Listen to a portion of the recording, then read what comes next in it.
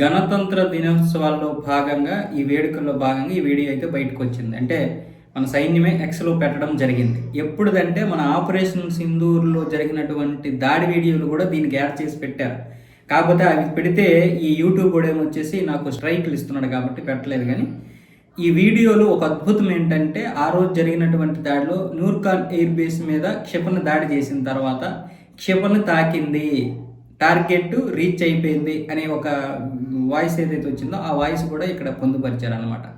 ఇది ఒక అద్భుతం. ఎందుకంటే నిజంగా ఇక్కడ 3 దళాలు, నేవీ, ఎయిర్ ఫోర్స్, ఆర్మీ, ఈ 3 దళాలు సమన్వయంతో ఈ యొక్క ఆపరేషన్ సింధూర్ని ఎదుర్కొన్నారు. అంటే యుద్ధ విమానాలు ఏవైతే ఉన్నాయో, ఈ జెట్స్ ఏవైతే ఉన్నాయో అవి ఖచ్చితంగా కీలక పాత్ర అయితే పోషిస్తాయి. కానీ నడిపించే వాళ్ళలో కూడా ఆ దమ్ము ఉండాలి. ఏమాత్రం సమన్వయం లేకపోయినా సరే అది చాలా పెద్ద నష్టానికి గురి చేస్తుంది. అలా ఎన్నో యుద్ధాలు ఓడిపోయినటువంటి చరిత్ర ఈ ప్రపంచంలో ఉంది. కానీ ఆపరేషన్ సింధూర్లో మన వాళ్ళ ముగ్గురు, ఆర్మీ, ఎయిర్ ఫోర్స్, నేవీ, వీళ్ళలో కలిగినటువంటి లేదా ఉన్నటువంటి ఆ సమన్వయం చూసి ప్రపంచం ఆశ్చర్యపోయింది.